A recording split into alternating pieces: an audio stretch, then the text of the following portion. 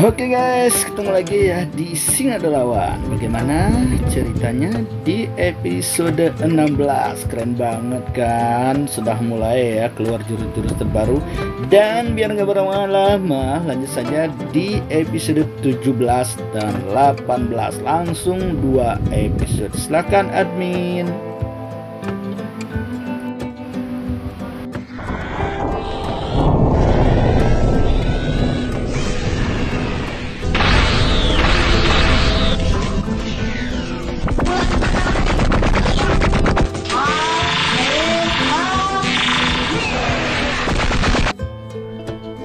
Bab 17.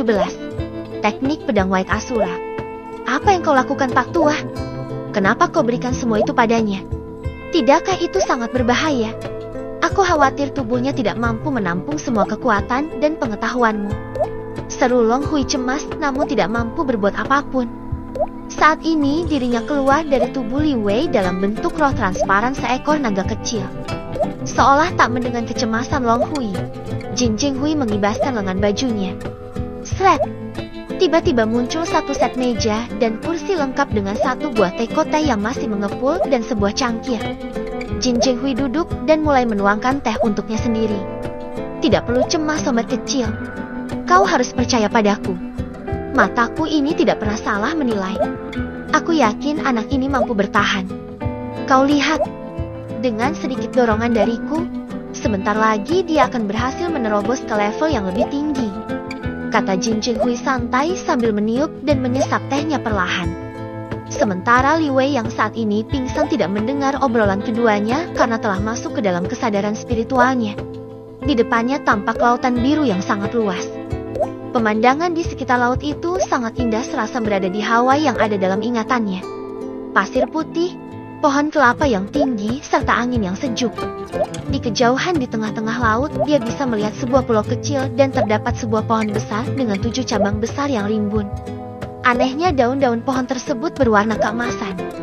Di atas pohon itu, tak jauh dari ujung ranting dari masing-masing cabang utama, nampak melayang sebuah bola cahaya berwarna merah, kuning, biru, ungu, hijau, coklat, hitam yang menunjukkan warna masing-masing elemen yang dimilikinya. Apakah ini lautan kesadaranku? Keren, kata Li Wei bergumam sendiri. Dia sangat senang menyadari lautan kesadarannya telah berkembang menjadi lebih luas dan hidup. Cepat-cepat dia duduk dengan posisi lotus di tepi pantai itu. Sesaat setelah dia mengatur pernapasan dan mulai bermeditasi, muncul potongan-potongan gambar gerakan sebuah teknik pedang yang diberikan oleh Jin Jinghui sebelum dia pingsan. Teknik itu adalah teknik pedang White Asura. Sebuah teknik pedang tingkat dewa yang sangat hebat bila mampu dikuasainya. Teknik pedang White Asura. Teknik ini terdiri dari 6 jurus, yaitu: jurus pertama adalah jurus kupu-kupu pedang, gerakan pedang yang lembut dan anggun seperti kupu-kupu dengan kecepatan dan akurasi penyerangan dan pertahanan yang tinggi. Jurus kedua, bisikan pedang, gerakan menyerang seperti angin berdesir, meninggalkan jejak yang indah di udara namun menimbulkan potensi kerusakan yang besar apabila ki yang dikerahkan makin besar. Jurus ketiga, bila Phoenix, gerakan menghindar dan menyerang dengan membakar musuh dalam jangkauan luas, cocok untuk serangan dalam skala besar. Jurus keempat adalah tarian bayangan Asura, berisi gerakan yang cepat, tepat dan sulit diprediksi untuk menghindar dan melancarkan serangan mematikan kepada musuh. Jurus terakhir adalah jurus pedang tanpa rupa. Jurus ini menggunakan energi dan niat pedang sekaligus untuk menciptakan dan menggerakkan pedang sesuka hati. Makin tinggi level ranah kultivasi Li Wei, makin banyak pedang yang dapat dia ciptakan dan dia kendalikan. Jurus ini juga memungkinkan penggunanya mengendalikan pedang dalam jangkauan hingga 10 km setelah mengunci targetnya. Selama beberapa waktu, Li Wei sudah mampu menghafal seluruh gerakan teknik pedang White Asura dan menguasai jurus pertama, kedua, dan keempat. Jurus ketiga dan kelima belum dapat dikuasainya saat ini karena kekuatan elemen apinya yang masih lemah dan Li Wei belum membangkitkan niat pedangnya.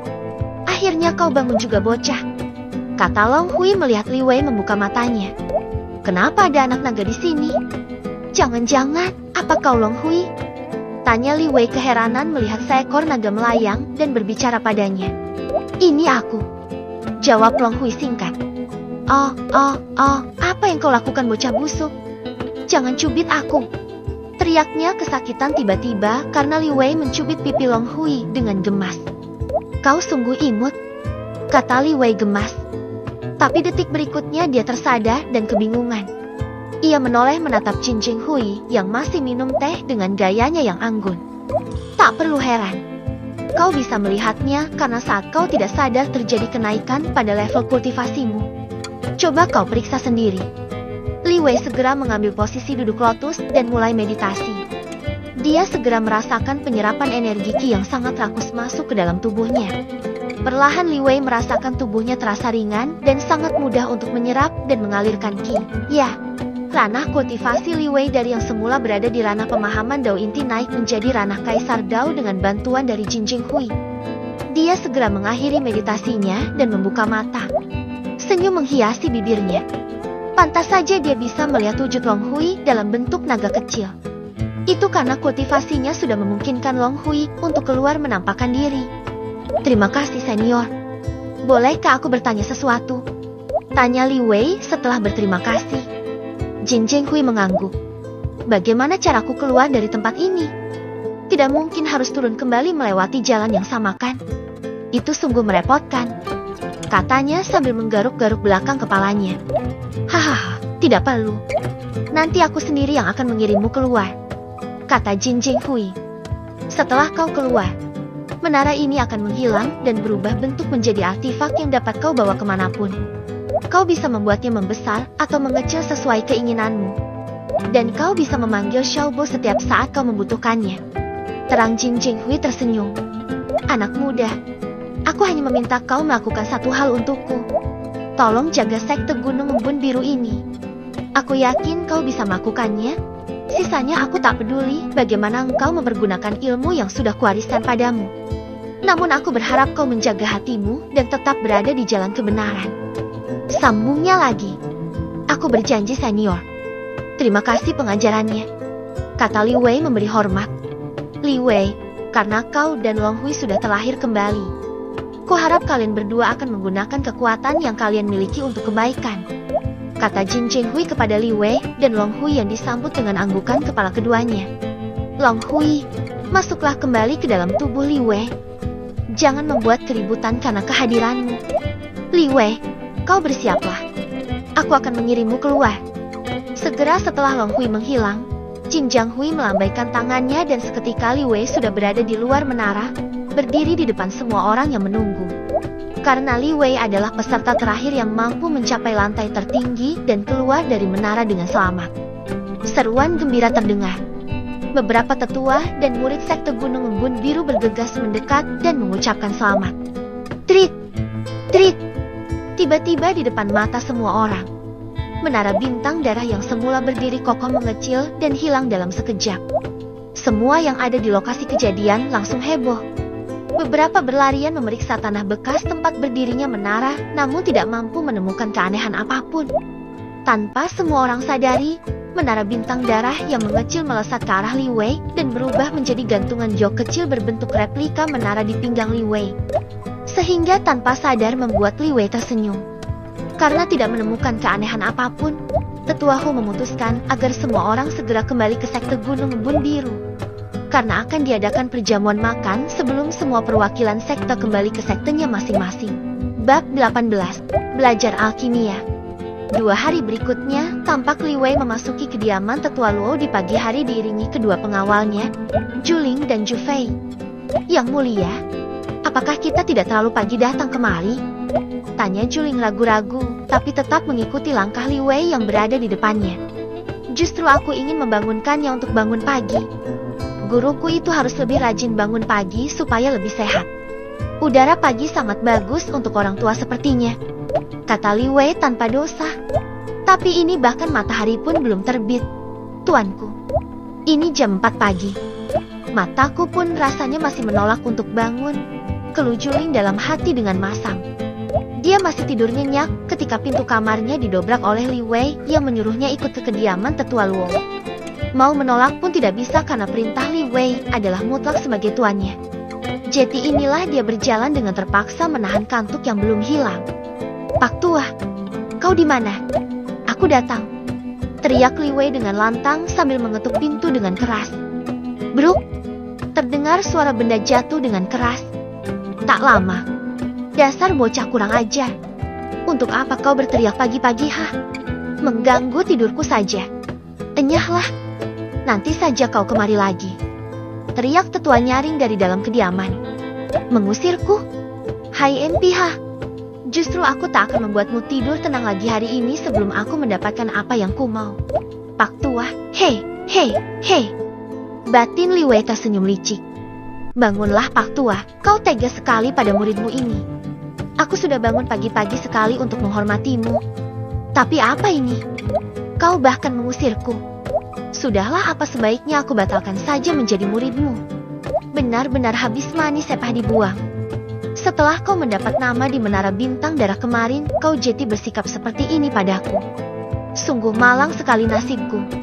Kalau kau tak mau lagi menjadi guruku tak apa, aku akan pergi dari sini. Toh sekarang aku sudah mencapai ranah Kaisar Dao. Jadi hanya soal waktu saja aku akan mencapai ranah jiwa prajurit dewa. Keluh Li Wei berpura-pura sedih. Aku tidak peduli. Aku masih mau tidur.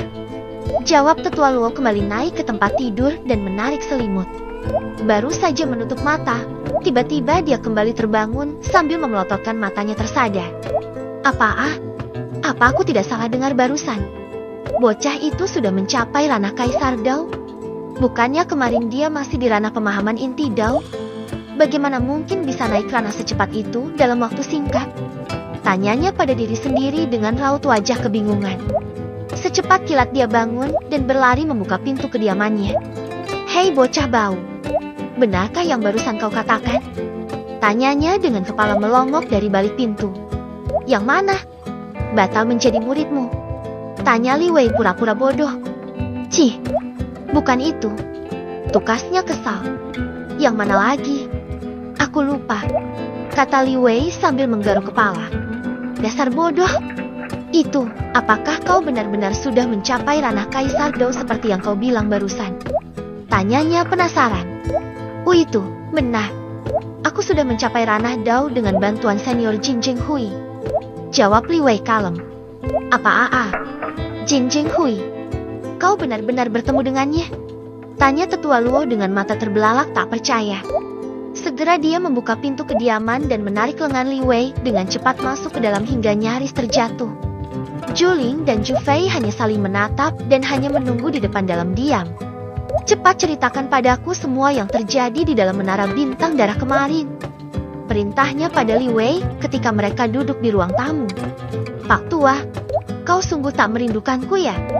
Bukannya bertanya apa muridmu ini baik-baik saja malah mencecarku dengan pertanyaanmu itu. Ucap Li Wei sambil mengerucutkan bibirnya dengan kesal. Plak! Ketua Luo memukul belakang kepala Li Wei dengan gemas membuat Li Wei cuma bisa mengadu kesakitan. Dasar kau bocah bau. Untuk apa aku bertanya kau baik-baik saja atau tidak? Bukannya kau masih hidup dan ada di hadapanku saat ini? Sudahlah, jangan bertele-tele. Cepat ceritakan semua padaku bagaimana kau biasa bertemu dengan leluhur Jin Jing Hui. Dan bagaimana caramu bisa secepat ini naik ke ranah Kaisar Dao? Tukas tetua Luo dengan tidak sabar. Baik, tak perlu kau memukulku lagi. Sungguh sial nasibku punya guru sepertimu. Sungut Li Wei. Dan dia mulai menceritakan asal mula pertemuannya dengan Jin Jing Hui tanpa menutupi apapun. Jadi leluhur Jin Jing Hui mewariskan teknik jurus White Asura padamu. Kau sungguh beruntung, bocah, kata tetua Luo sambil mengelus-elus janggutnya yang berwarna putih keperakan. Jurus itu adalah jurus terdahsyat pada masanya yang membuat beliau menjadi pendekar nomor 1 di benua daratan timur ini. Sayang selama hidupnya, beliau tidak mempunyai seorang murid pun. Dan tidak juga mewariskannya pada salah satu tetua sekte selama hampir 1000 tahun. Bahkan leluhur tetua Li Tianpeng pun tidak mendapatkan teknik jurus pedang White Asura itu saat mencapai puncak menara 500 tahun yang lalu. Sambungnya. Lalu apa yang diwariskan leluhur Jin Jing Hui kepada tetua Li Tianpeng? Tanya Li Wei mau tak mau penasaran setelah mendengar perkataan tetua Luo barusan. Tetua Li Tianpeng mendapatkan seekor binatang suci tingkat legendaris. Serigala prak raksasa. Xiaobao. Jawab tetua Luo. Apa? Xiaobao. Seru Li Wei kaget. Seruannya membuat Tetua Luo pun ikut terkejut. Kau bocah sialan. Kenapa kau berteriak begitu? Membuat jantungku nyaris copot. Umpat Tetua Luo kesal sambil mengusap-usap dadanya karena aksi Li Wei tersebut. Li Wei tak mempedulikan umpatan gurunya. Dia justru sibuk dengan pikirannya sendiri. Xiaobo berarti sudah bereinkarnasi jauh sebelum dirinya. Xiaobo sudah menjadi pengikutku sekarang. Ucap Li Wei pelan. Kau yakin bocah? Setahuku serigala perak raksasa itu sudah lama menghilang bersamaan dengan kematian leluhur Li Tianpeng. Kata Tetua Luo dengan raut wajah keheranan. Dari mana kau yakin bahwa serigala itu bersedia mengikutimu? Tanyanya lagi penuh ingin tahu. Aku bertemu dengannya di lantai pertama menara. Dia bahkan tidak ingin mengujiku sama sekali. Jadi aku ngobrol dengannya saat itu. Xiaobo mengatakan bila aku berhasil mencapai puncak tertinggi menara, dia sudah pasti akan mengikutiku. Terang Li Wei. Lalu dia segera berkonsentrasi dan mencoba memanggil Xiaobo dengan telepati. Boom! Sebuah asap tipis muncul secara tiba-tiba dan membesar memenuhi seluruh ruangan. Au! Terdengar rolongan serigala. Kemudian di hadapan mereka muncul sesosok binatang serigala raksasa berukuran lebih dari 3 meter dengan bulu-bulu lembut berwarna perak yang indah memantulkan cahaya. Matanya yang tajam menatap sekitarnya. Saat matanya melihat Li Wei, serigala itu menundukkan kepalanya. Xiaobo menghadap tuanku. Katanya penuh hormat. Ya dewa, bocah bau ini benar-benar memiliki keberuntungan surga. Bagaimana tidak? Mendapatkan teknik jurus tingkat dewa seperti teknik pedang White Asura adalah suatu keberuntungan. Dan sekarang bahkan menjadikan serigala perak raksasa sebagai pengikutnya. Ini membuatku iri. Aku yang tetua agung sekte bahkan bukan apa-apa. Batinnya mengeluh. Xiaobo, apa kabarmu sobat? Aku senang akhirnya kau muncul juga. Ternyata benar ucapan senior Jin Jinghui, bahwa kau akan mengikutiku. Ucap Li Wei senang seraya mengelus wajah Xiaobo dan menggosok-gosokkan wajahnya pada hewan itu. Dia senang bisa berkumpul kembali dengan Xiaobo. Hamba juga senang berjumpa kembali dengan Anda, Tuan. Sahut Xiaobo senang. Dia hampir melompat-lompat kegirangan karena setelah bertahun-tahun akhirnya bisa bertemu dengan majikannya kembali. Namun dirinya menyadari bahwa itu tidak mungkin dilakukan dengan wujudnya yang sekarang. Baiklah, bisakah engkau merubah wujudmu menjadi lebih kecil seperti dulu? Aku tidak mungkin bebas membawamu kemana-mana dengan ukuran tubuhmu yang sekarang. Tanya Li Wei. Bisa, Tuan. Sahut Xiaobo dan dalam sekejap mata Xiaobo menyusutkan badannya menjadi seukuran anak serigala yang imut dan melompat ke dalam pelukan tuannya. Xiaobo, kau sangat imut. Aku lebih suka wujudmu yang seperti ini, kata Li Wei sambil memegang Xiaobo dengan kedua tangan di depan wajahnya. Tetua Luo menyaksikan semua itu dengan takjub hingga tak mampu berkata-kata. Oh ya Pak Tua, bolehkah aku ke perpustakaan untuk mencari buku yang baru? Tanyanya menoleh ke Tetua Luo. Tentu saja. Memangnya buku apa lagi yang kau inginkan kali ini? Tanya Tetua Luo ingin tahu sambil menuangkan teh ke dalam cangkir untuknya sendiri dan meminumnya dalam sekali tegukan. Teknik pembuatan pil. Jawab Li Wei kalem. Apa kau ingin belajar alkimia? Apa kau memiliki elemen api? Tanyanya keheranan. Kau harus memiliki elemen api bila kau ingin menjadi alkemis atau penempa senjata. Sebenarnya aku memiliki lebih dari satu elemen. Salah satunya adalah elemen api. Walaupun bukan elemen api surgawi, tapi mungkin bisa kugunakan untuk meracik pil yang kuinginkan. Kata Li Wei. Coba tunjukkan padaku elemen apimu itu. Suruh Tetua Luo pada Li Wei. Li Wei meletakkan Xiaobo ke lantai dan segera berkonsentrasi membentuk elemen api di telapak tangannya. Dari telapak tangannya muncul sebuah nyala api kecil berwarna biru jernih. Mirip api biru kompor gas di kediamannya di kehidupan sebelumnya. Api es biru. Seru Tetua Luo kaget. Li Wei terus saja memberikan kejutan untuknya berkali-kali hari ini. Oh, Jeti itu namanya. Aku malah sama sekali tidak mengetahuinya, kata Li Wei keheranan. Setelahnya, Li Wei menutup telapak tangannya dan api biru itu pun menghilang. Baiklah, pergilah ke perpustakaan di tempat biasa. Kalau kau membutuhkan bahan obat-obatan atau sumber daya yang lain serta tungku pil, kau bisa mendatangi Tetua Lan di Balai Herbal Sekte. tunjukkan saja token yang kuberikan. Dia akan membantumu, kata tetua Luo setelah menenangkan diri. Dia membuat gerakan tangan seolah menyuruh Li Wei pergi. Baiklah Pak Tua, aku akan ke perpustakaan sekarang, kata Li Wei dan segera berbalik pergi menuju ruang perpustakaan. Tetua Luo masih termangu-mangu melihat punggung muridnya yang baru saja berlalu dari hadapannya itu. Anak itu, sungguh surga sangat menyayanginya. Entah kejutan apa lagi yang akan diberikannya padaku di masa depan, gumamnya. Kuharap dia akan selalu menjaga hati nuraninya dan berada di jalan kebenaran.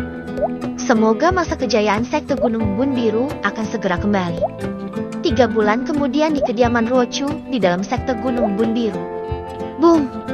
Suara dentuman kecil terdengar dari sebuah bangunan kecil yang berada di sisi barat di samping kediaman utama Ruochu yang berhadap-hadapan dengan bangsal yang ditempati oleh Julie, Ju Fei dan Paman Li. Dentuman tersebut mengakibatkan seluruh bangunan di kediaman itu bergetar dan seluruh penghuninya berhamburan keluar karena terkejut. Hahaha, aku berhasil. Aku berhasil. Terdengar pekik kegembiraan dari dalam bangunan tersebut. Tak lama berselang sesosok manusia muncul dengan rambut awut-awutan dan wajah serta pakaiannya yang putih yang penuh debu kehitaman. Ya, dialah Li Wei yang selama sebulan-bulan terakhir terus-menerus berlatih meracik pil di tempat itu. Ruochu memang sengaja membangun bangunan tambahan sebagai tempat Li Wei berlatih alkimia. Dengan kekayaannya sebagai pangeran kerajaan Tianxia, tidak sulit bagi Ruochu dan Li Wei untuk membuat ruang alkimia yang lengkap dengan rak dan lemari bahan obat-obatan herbal. Sebagian besar bahan bakunya dikirim dari istana atas perintah Lady Yu dan sang kaisar sendiri setelah mendapat laporan dari Ruochu bahwa Li Wei berniat mempelajari alkimia. Sehingga saat ini boleh dibilang persediaan bahan baku di ruangan itu lebih lengkap dari balai herbal milik sekte Gunung Embun Biru sendiri. Wah ya, apalagi yang kau buat kali ini? Tanya Ruochu yang tadi berlari keluar karena terkejut. Hehehe, Paman, lihat. Akhirnya aku berhasil membuat pil kondensasi Qi, pil pembentukan tubuh, dan yang terakhir barusan adalah pil pembangkit jiwa, kata Li Wei bangga sambil memperlihatkan sejumlah botol pil dan sebuah pil berwarna merah yang bersinar terang. Senyumnya menampakkan giginya yang putih di antara wajahnya yang penuh debu hitam. Terima kasih sudah mendengarkan alur cerita. Video hanya sponsor aja ya. Videonya hanya sekedar fokus ke ceritanya saja. Oke ya, buat teman-teman yang suka jangan lupa like dan subscribe dan komen kalau bisa. Oke, kalau nggak bisa dislike aja nggak apa-apa kalau nggak suka ya. Jangan jumpa lagi di video berikutnya. Dadah, bye-bye.